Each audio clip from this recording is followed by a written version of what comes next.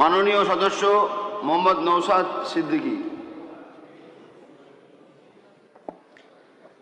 সম্মানীয় অধ্যক্ষ মহাশয়, আপনার মাধ্যমে রাজ্যের স্বাস্থ্যমন্ত্রীর নিকট আবেদন করছি রাজ্যে পুনরায় অ্যান্টিভেনাম সেরাম এভিএস চালু করার। স্যার, বিগত দিনে আমাদের রাজ্যে এভিএস উৎপাদন হতো, কিন্তু বর্তমান বন্ধ হয়ে গেছে। সমস্যা স্যার যেটা দাঁড়াচ্ছে, বর্তমানে আমরা তামিলনাড়ু, তেলেঙ্গানা থেকে এভিএস নিয়ে আসছি, ফলে আমাদের শরীরে যে ইনজেক্ট করা হচ্ছে সেটা আমরা শ্যুট করছে না। কারণ স্যার, ভৌগোলিক অবস্থানগত কারণে সাপের ও বিষের তারতম্য হচ্ছে। তামিলনাড়ুর রাসেল ভাইপার আর আমাদের ওয়েস্ট বেঙ্গলের রাসেল ভাইপারে বিষ সমান না হওয়ার পরে তারতম্য হয়ে যাওয়ার ফলে আমরা ক্ষতিগ্রস্ত হচ্ছি। যে ওষুধগুলো প্রয়োগ করা হচ্ছে সেটা সঠিকভাবে আমরা পাচ্ছি না।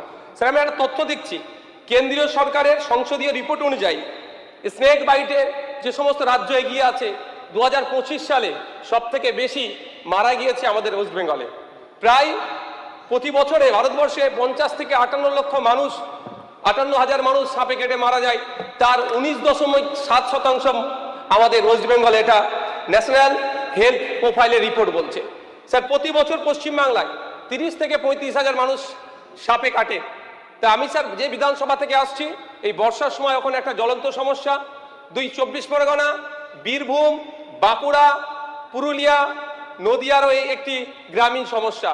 তাই মাননীয় মন্ত্রী মহাশয়কে বলবো, বিগত দিনের ন্যায় বেঙ্গল কেমিক্যালসে যেভাবে অ্যান্টিভেনাম তৈরি হতো, পুনরায় আমাদের রাজ্যের মানুষের স্বার্থে আর গ্রামীণ সমস্যা সমাধানের স্বার্থে এখানে চালু করা হোক। ধন্যবাদ স্যার।